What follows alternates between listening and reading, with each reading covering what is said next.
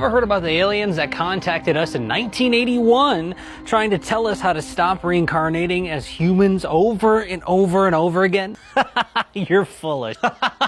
That's what I thought too, until I heard the full story. In 1981, Carla Rucker, who was a girl from Kentucky, began receiving telepathic contact from a group of entities calling themselves Ra. According to Rucker, these were the stick with me, the collective consciousness from a higher dimension of the planet Venus. They evolved 2.6 billion years ago into a higher dimension, and they came back to give us information and to tell us how to stop reincarnating and much more. Then over the next couple years, they kept this contact going, and there was three of them. There was Carla herself, there was Don, then there was also Jim, Jim wrote down everything. Don was the one asking questions. It was kind of written in a Q&A format, and because they were asking questions to this entity, but the entity was actually talking through Carla. And all of these conversations they actually put into a book series, actually I think 4 or 5 books, and it's called The Law of One. So what you're saying is she got possessed. I wouldn't say she was possessed because she had a Bible at her head in order to make contact with them. And also this was all documented extensively, like they had microphones on the whole time. You can actually go listen to the original audios from 1981. Okay. So how do we stop reincarnating over and over then? Well, real quick, I think it's important to understand what the main message of Ra actually is. Here's a quote from session 4.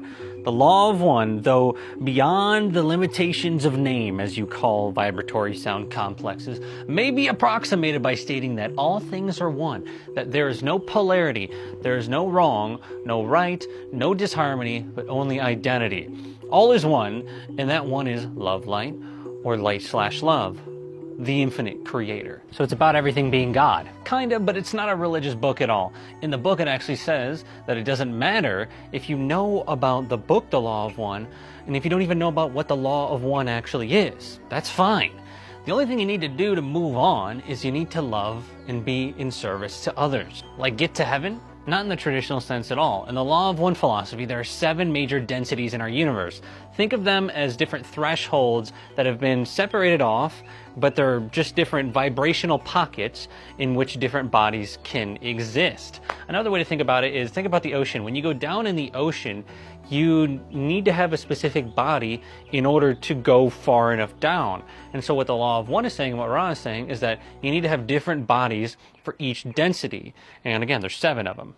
7 major ones, that is. So then reincarnation is kind of like just playing the game of different bodies with different experiences. So how does loving others get you to a higher density? Well, according to what they're telling us, it's actually just math. If you're more than 50% in service to others, then you'll move on in the positive polarization from this 3rd density to 4th density. But there's also the option to move on negatively, which means you're according to the Law of One, 95% or more in service to yourself. So there really is negative entities.